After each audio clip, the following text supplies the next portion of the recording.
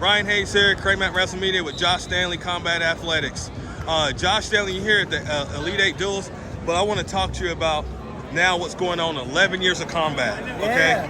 Yeah. Talk about the evolution of combat. You guys are going into these big tournaments. You hit Ultimate Club Duels, you're at Elite 8, hadn't done that before. Just tell me a little about the evolution and how you got to this point. We've had a lot of kids come through, been with us a long time. You've seen those guys kind of evolve through the process, and then more come in and kind of complement those guys, and they're starting to believe that we can compete at that level. And then, so as we do that, we're putting together these teams. This was the first for us, like you said. This was kind of like an all-star event, so we had more guys that aren't necessarily from combat on this team. But yeah, it's been crazy. You know where we started. It's been a grind, so we're just proud of the boys for getting this far.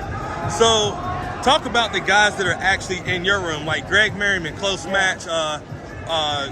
Jeremiah Price, close match, number two guy in the land with Lockett, I think his name was. Just talk to me a little bit about those guys, man. Yeah, they're really trying to start believing they can beat those ranked guys. Jerry's been there, but the other guys are just breaking through. Otto's had some good opportunities. He's been in some tight matches, beat a ranked guy. He was a Hard Knocks kid. They've done a great job with him. He's been rolling with us a little bit lately, and like I said, he's a hammer.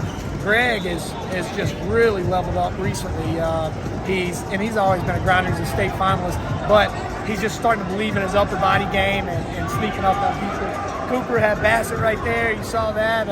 He was happy he got two on him because that kid's just a buzzsaw. But he's really coming on. And in the next 6 months or a year, I think Coop's going to start getting ranked and start getting his due. So all our kids that we brought, I'm super proud to even be able to bring club kids to this event. So, as you started to get older, like I said, you started combat when you were young, probably in your 20s. Yep. As you started to get older, how hard is it getting out there rolling with these kids, man? Yeah, that goes. You tell me, bro.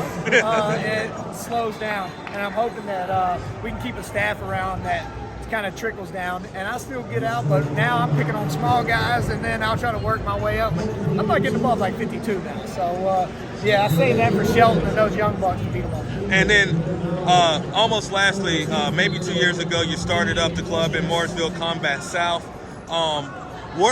What's your expansion looking like? Are you trying to do other things? No, we're trying to do less things. It's getting spread thin a little bit with, we got a great coaching staff over there that's helping, but I was running crazy a little bit between Lake Norman and then real estate and then combat and Combat South. So I'm relying on them. I'm relying on younger guys. Logan Durham stepping up a lot, coaching over there.